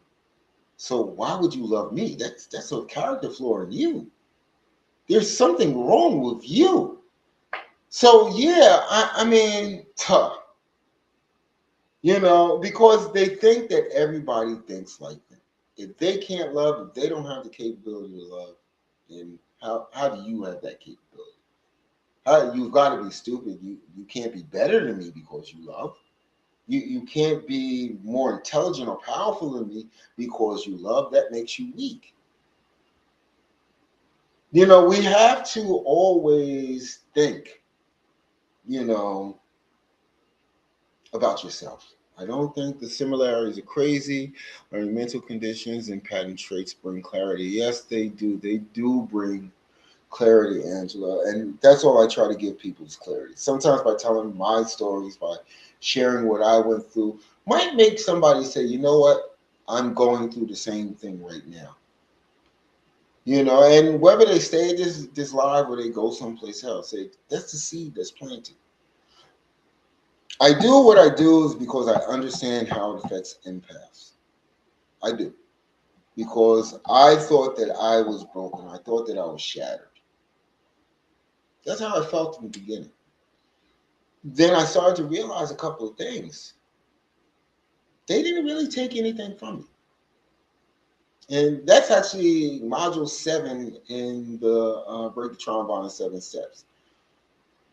What I always tell people is, and I put this up in a lot of posts because people need to be reminded of this. Before you met that narcissist, I can guarantee your life was all right. It might not have been the best life, but it was comfortable. It was stable. You might have been doing some great things too. You might have been fulfilling a dream or something, a goal that you've always wanted to do before you met that narcissist. I often tell people is you don't have to go too far back. You just have to get your mindset back to the state that it was in the day before you met that person. I don't need you to go back 30 years. The greatness has always been inside of you. You just have to decide that you're going to reclaim it. That you're going to make sure that, hey, I'm not going to let this person, even by default, think that they broke me. With Knox Line, I've noticed they fall on a spectrum. Most have most undiagnosed mental conditions. It all comes down to the shame. I'm sorry. It all comes down to the shame. That is their main concern. Yeah, there might be a offshoot. I think that's why we have 5 different flavors of narcissism. It might be an offshoot of the NPD, but it all comes down to the trauma and the shame. At the end of the day, that's all it is. That's what drives them. I've met a few all times about 1 year or so after a major loss, life event, my grieving process. But if I understand you correctly, all survivors, you know what? Normal human beings grieve the end of a relationship. We do. Think, think about that for a second. Think about the past relationships. Hell, think about your relationship from high school or junior high school. When it was over, didn't you grieve? It's a natural human thing. You lost something that at one point you held to be important. Again, no matter how the narcissist feels about you, I'm never going to say that you were wrong for the way that you felt. I'm never going to say that. You were being a human being. You wanted to love someone. You wanted someone to love you back. You're not at fault for that. You'll never be at fault for that. But you're going to grieve. The narcissist is not going to grieve. This is why they move on. That's why they monkey branch so quick. That's why if you decide to follow their social media, you've been gone for 48 hours. They're posting pictures of some other person next to them, showing public displays of affection. There's nothing there. That was actually put up to make you feel a certain way, to make you feel guilty, to make you feel like you lost out on something. You didn't lose anything. And don't go warn the new supply. Don't do that, please. Thank you for the likes. Don't do that. It brings more frustration to you. Let that person, if you want to send them a kite, there's going to come a stage where they're going to creep you. Do lives like me. Then they might look around. Is he talking about you? But don't reach out to them because it causes more frustration for you. I've encountered the narcs during grieving on my life stuff. They prey on people who are healing. They prey on people that are healing, that have just come out of probably a normal relationship. They have a tendency, people that are dealing with substance issues or abuse, they tend to gravitate towards those people because those people serve a need. They begin to think that they're the narcissist savior, and they think that the narcissist is their savior. I'm sorry. I'm trying to catch up with you. I'm sorry if I misunderstood. Um, so yeah. So people that are healing and people that are in pain, and usually when you're healing really hard, you're in pain. You're probably an empath. So yeah, they're attracted. They can smell it. They can smell it that you're a right target. But yeah, the narcissist, this is they're not human beings. Look, think about the life cycle of a virus or a parasite. It's the same thing. The life cycle is the same. Find host, drain host, find another host. And along the way, they do things to ensure that you don't catch on right away. I mean, they say that when a mosquito bites you, it injects you with something, to ease the pain. That's why you don't see the mosquito, until it's like all full, So yeah, I mean, once you start to realize things like that, you're looking at a life cycle. And here's the fun part: the life cycle will go on for their whole life, and eventually, if you're one of those people that really want karma, they will be all alone. Kids won't want to be around them. Family doesn't want to be around them. Even the ones that supported their bullshit behavior, they don't want to be around them because they know what they are and they know what they are. They actually become the cat person. Yes, they love playing that hero role. It's a great entry point for them. Yes, there's no grayscales, either hero or victim. With a narcissist, no matter what they are, it's always the hero or victim narrative. I was broken 20-year-old. He was a 40-year-old. I was perfect for him. Oh, yes, narcissists. Oh, I've got to speak to that. Narcissists love, again, sense of control. Okay, sense of control. You have an older person, the younger person looks at this person as being worldly, as this person understanding stuff, as this person being a support system. Okay. I noticed that the part of the reason why the smear campaign didn't bother me was because their friend group was based on kids. I'm talking about 19, 20-year-olds. I mean, she would put on a show for a 16-year-old. And I came to understand later on, I was like, this is the reason why, is because people that could possibly see through them, they didn't want to be around. People that have common sense, they don't want to be around. So yeah, narcissists do tend to target younger people. Okay. Not as extreme as my narcissist was, but yeah, they tend to surround themselves with younger people. And think about the reason why they do that. Think about that for a second. Younger people kind of look up, you hear the kids in the street, that's the OG. The OG knows about it. The OG's been there. The OG understands that. You know what I'm saying? The OG can teach me something. So kids look at the narcissist, again, the narcissist is wearing the mask. The narcissist is acting like they've got it all together, and they're actually selling this person falsehoods. They want this person to reflect to them how they want to feel. Oh, this person is somebody I should admire. This person is more intelligent than me. This person knows how things work. This person can help me.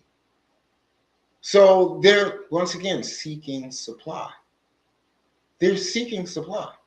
So yeah, since that was I guess the mass of their friend group, I basically, the smear campaign didn't bother me. I didn't care about what their family thought about me, because I figured, well, if you created this person, you ain't got it all together either. So yeah, I think that's so weird when they play it as charity work or mentoring. Yes, I would hear, hour-long phone calls with basically a 19-year-old. And I'm saying to myself, I'm like, okay, why are we sitting there? And then I'm, air hustling, catching business conversations. And child, you need to do this. And, when I was younger, I went through the same thing. And this is what I did. And I'm like, why? I'm saying to myself, why are you making this person think you got it together? I know that you don't got it together. I know. How can you mentor someone else if you don't even have your life together? So yeah, that's what they do. It's all a mask. The narcissist, at their very core, is a performance. That's all it is. It's a performance. I mean, after the Matrix, everybody, Keanu Reeves made a few movies, and people thought, oh yeah, his career is fizzling out. Then he came back with John Wick. He came back with John Wick, and everybody loves John Wick. I didn't like the last movie too much, but I still would watch it. But this is what we're looking at. Keanu Reeves is not John Wick. Keanu Reeves is not Neo. Keanu Reeves is not that cop in Speed. Okay? Keanu Reeves is a person. All those other people are characters. That's the narcissist. The narcissist is John Wick, Neo, Morpheus, everybody put together. You know. Angel says, I collected things on them when they tried that smear campaign. They said I was not to be played. They saw I was not to be played with. And I'm not coming at you, I understand, but be careful with the smear campaign thing. Okay. I tell people this all the time. I don't know your exact circumstances, but I tell people all the time, ignore it. Because it actually draws you back into the fight. It keeps the narcissist on your mind, because when somebody is telling you something that they said about you, the first thing that happens psychologically is an image of them pops up in your head. And then your nervous system begins to tank. Okay, so I tell people just ignore it. I went through a thing online where a person knew both of us. And, I got nothing against this person. I don't really think that it was a flying monkey. I think they were just trying to be nosy. And they responded to something I did online, so I thanked them. And, was just going to move on. Then they messaged me back, and it was like, and I'll get to that, Stephanie. They was like, where's your sweetheart? And I was like, what are you talking about? And then they broke it down, and I had two choices there. Well, no. Okay, and let me stop here. So, yes, but that can be dangerous. I'm going to start with that, Stephanie. How can it be dangerous? If it has something to do with your job, I get it. Okay, if they are smearing you, if you're a political person and they're saying stuff that is slanderous about your campaign, that I can understand. Okay, but you can stop that. If you're in that position, you can stop that. Okay, by actually just saying this is slander. And you just pull up a civil suit. You pull up enough civil suits, they'll stop. Okay, they'll stop slandering you.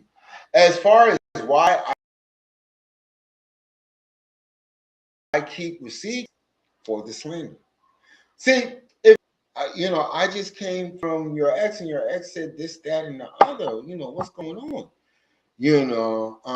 I've done it at work, jobs with my children, family. It's the shield. It is the shield, and if that gives you comfort, I understand that. I just don't think that people, and again, we can agree to disagree. We don't have to get upset at each other. But I think that people should not feed into the smear campaign or find themselves actively fighting the lies. Okay, because that again, you said that Stephanie, it's going to get a reaction. If it's a flying monkey, they're going to report back that they got a reaction. Now the narcissist is going to say, okay, that gets a reaction out of them. Okay, my true belief is people that actually know you, that's well, yeah. Well, people that actually know you, you shouldn't have to jump through hoops to explain that's not true. You don't even have to go into the details. People that know you and know the person that you are, what the narcissist says is what they say. Am I going to? I had a person that walked up to me in the street. Was like, "Yo, where's your boo at, man? I always see y'all together." I was like, "Yeah, it's not a thing no more." And they pressed, and I was like, "I don't know what to tell you. It's just not a thing anymore." And then they had nothing else to say. They looked at me stupid, and I just walked away. I can't. When you find yourself constantly fighting these battles, once the narcissist knows that the smear campaign is gaining any traction, you're going to be surrounded by all sides. They're going to try to bring more people into the fray. It's like that thing in Matrix 2 where Agent Smith kept on making duplicates of himself. That's what the narcissist is going to do to you. Okay? Like pulling out, not using, that's dangerous. Only pull evidence when it's need. Correct. Who said that? Angel. Yes. When you need it. That's why I keep everything in the cloud. I'm not going to sit up there and smear this person all over the place. I'm not. I could do it for days. I could actually do a live where I just played their recordings. I could. I really could. See, I don't go look at their social media, but I know there's somebody in their camp that's watching me or they're doing it themselves with a fake account. Okay, I could do that, but what purpose does it serve? They leave me alone, I leave them alone. That's it.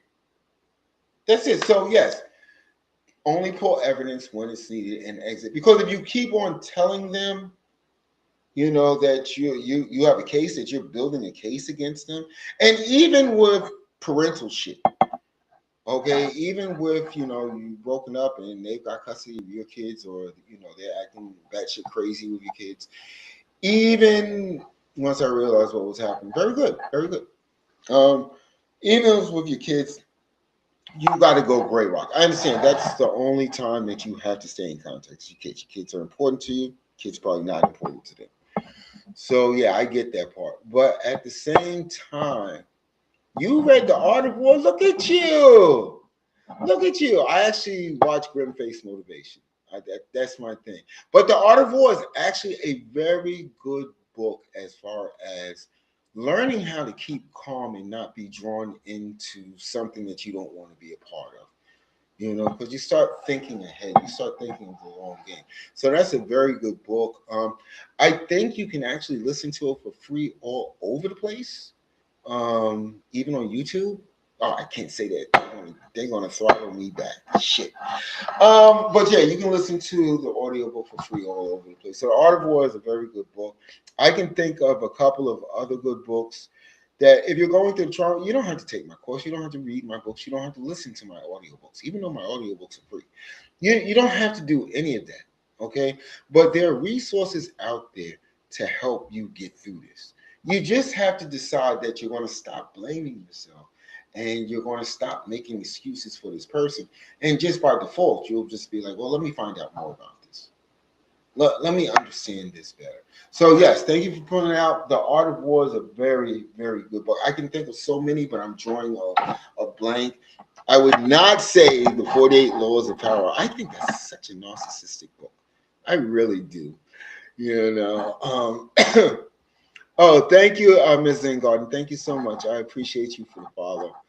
But yeah, I mean, there's some great books out there, but you have to take the time to feed into yourself and deciding that you as a person are very important. Yeah, that's the only way it begins.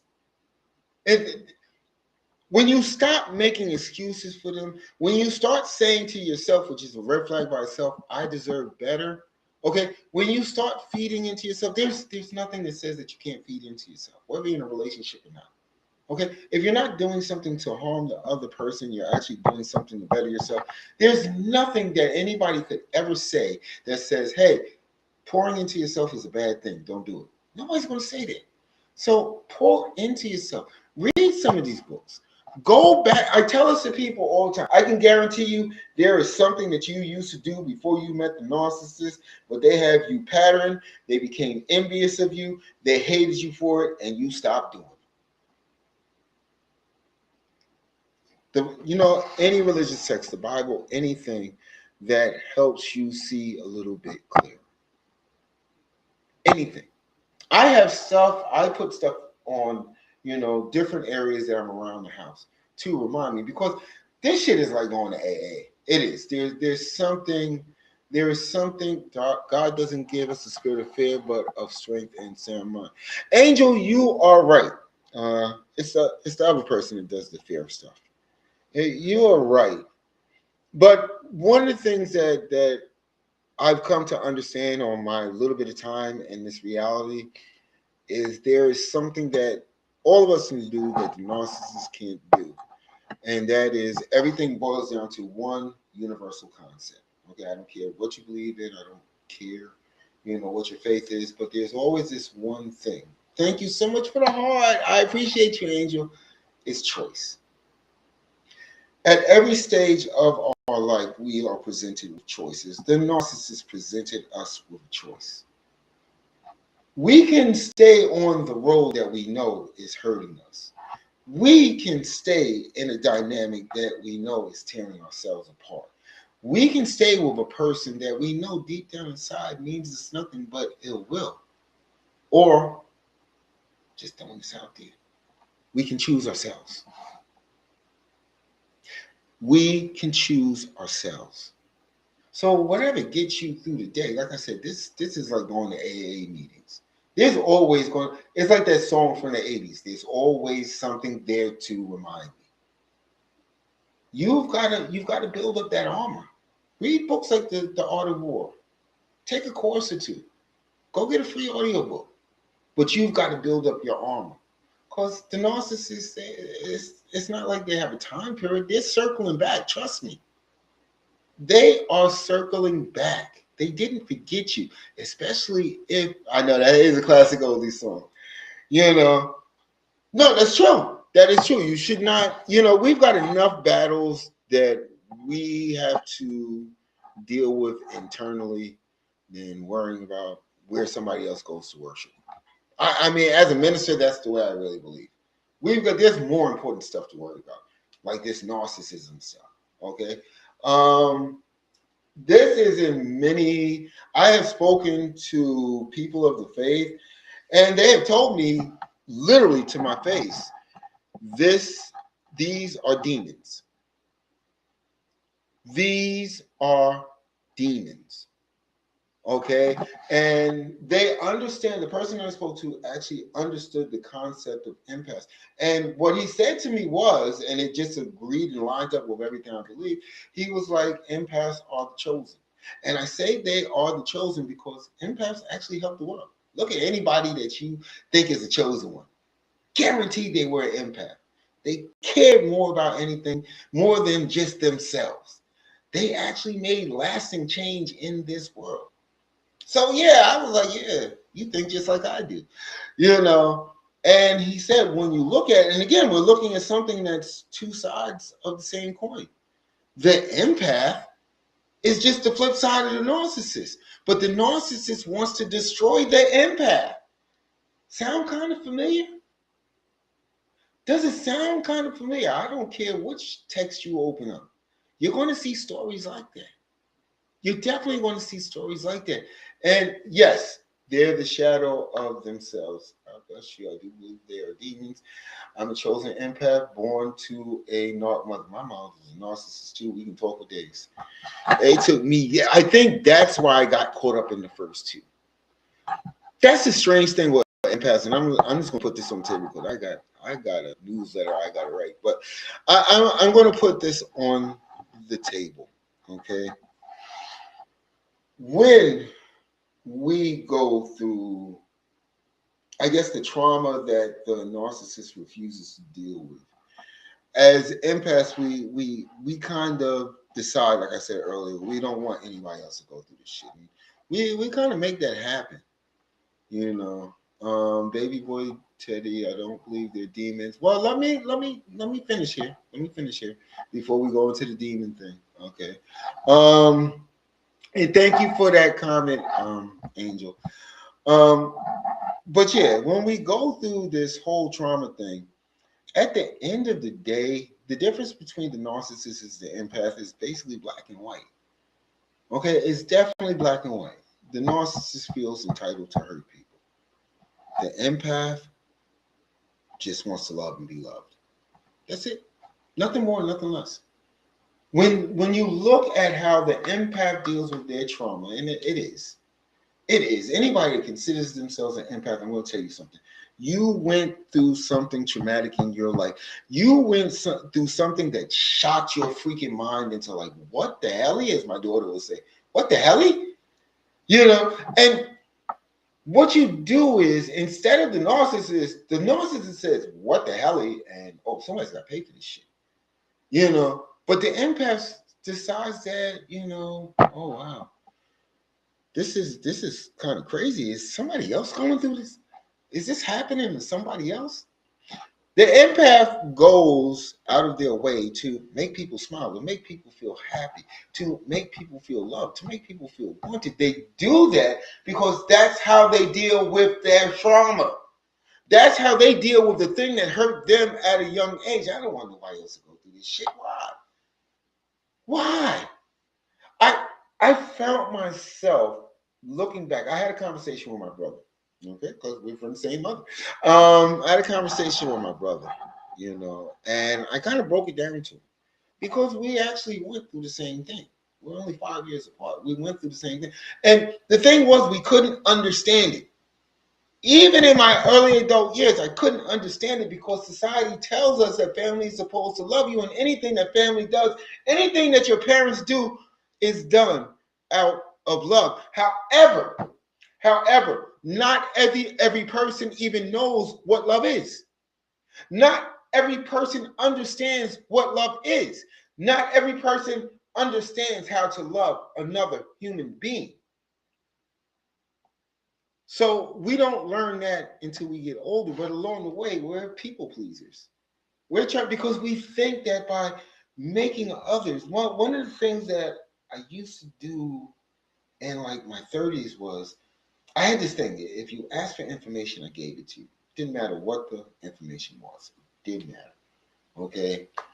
And I had to stop that because I gave somebody a piece. I'm a geek, so I gave somebody a piece of information that they were actually planning to use for bad things.